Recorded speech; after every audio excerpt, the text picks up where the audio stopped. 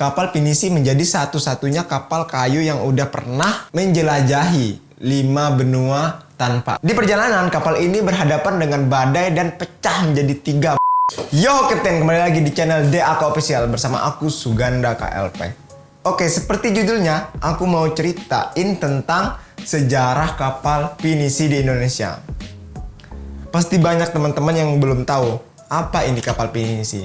Kapal pinisi ini adalah kapal pertama yang nenek moyang kita gunakan untuk berlayar. Seperti lagu yang kita ketahui, nenek moyangku seorang pelaut. Nah, dari lagu itu memang ada benarnya. Nenek moyang kita dulu adalah seorang pelaut dan kapalnya itu menggunakan kapal pinisi ini. Jadi banyak sekali sejarah unik dari kapal pinisi ini. Oke? Ambil posisi nyamanmu and let's go!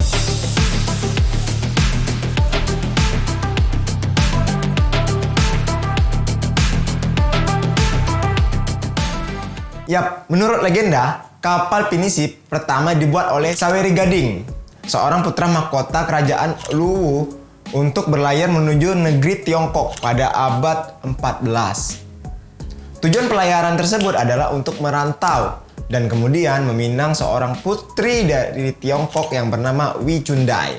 Sekian lama dia berada di Tiongkok dan sudah menikah dengan Wi Chundai, akhirnya ia merasa kangen dengan kampung halamannya. Jadi, dia berniat untuk pulang ke Sulawesi.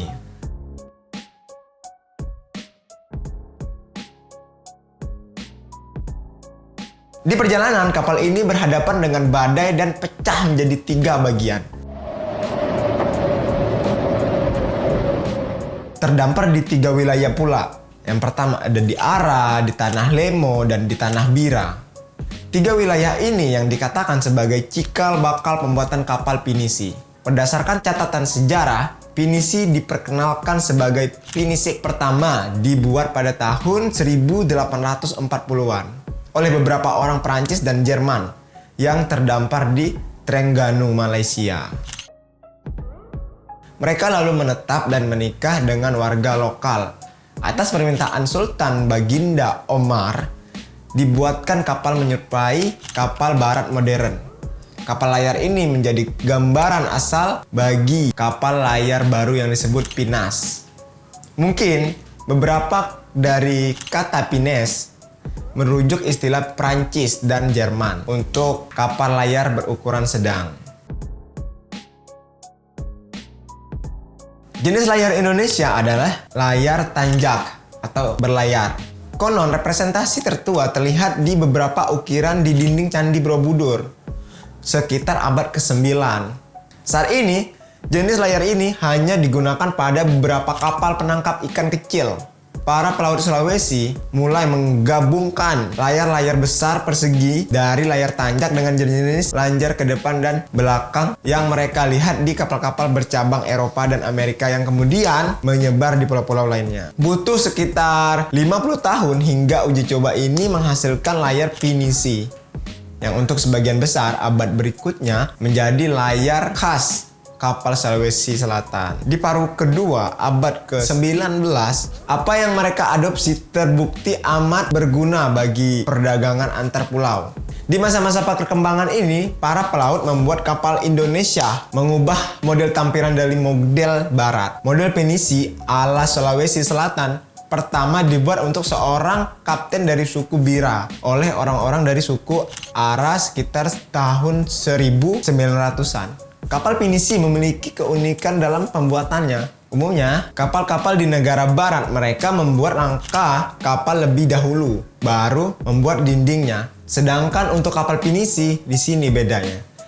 Mereka membuat dindingnya dulu, baru membuat kerangka di dalamnya.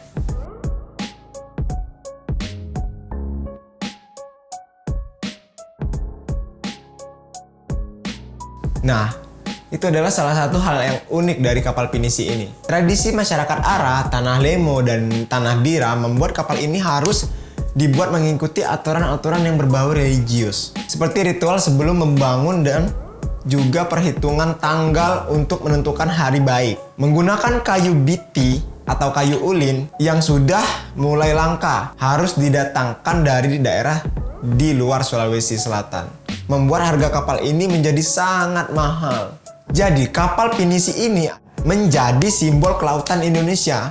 Loh, kok bisa? Jadi hal ini ada kaitan eratnya dengan sejarah pembangunan kapal pinisi oleh suku Bugis. Nah, salah satu keistimewaan kapal pinisi ini ada di proses pembuatannya. Suku Bugis percaya kalau membangun kapal pinisi ini nggak perlu menggunakan peralatan seperti paku. Mereka membangunnya dengan proses manual menggunakan tangan, tanpa ada desain gambar juga.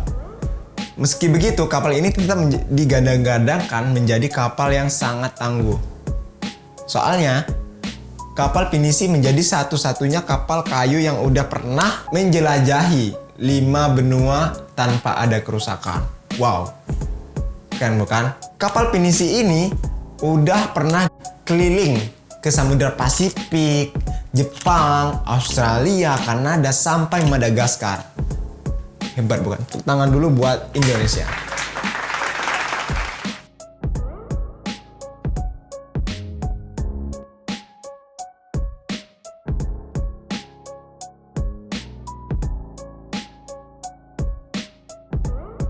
Kapal pinisi ini juga memiliki beberapa jenis.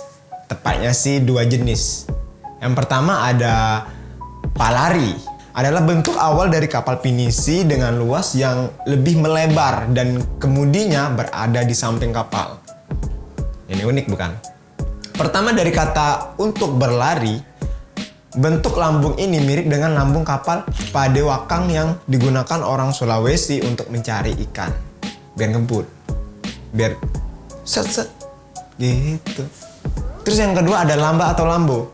Pinisi modern yang masih bertahan sampai saat ini dan sekarang dilengkapi dengan motor diesel atau KLM, dan bentuk lambungnya juga dipakai sejak tahun 1990-an yang mengambil bentuk dari kapal-kapal Eropa.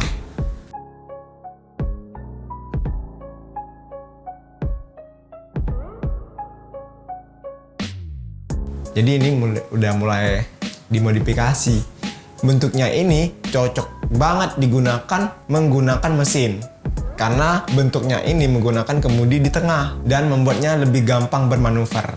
Terus, tadi saya pernah menyinggung kapal pinisi ini religius dan ada ritual di dalamnya. Nah, ritual unik apa itu?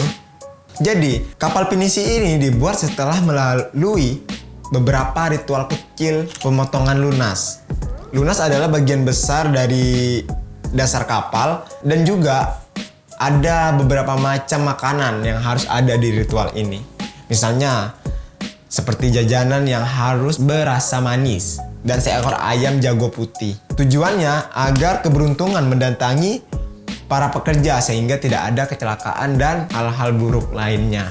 Jajanan dengan rasa manis merupakan simbol keinginan agar kapalnya mendatangkan keuntungan yang banyak. Oke, sekarang kapal pinisi ini menjadi komoditas untuk berwisata. Jadi sudah jarang digunakan untuk berlayar. Nah, gitu.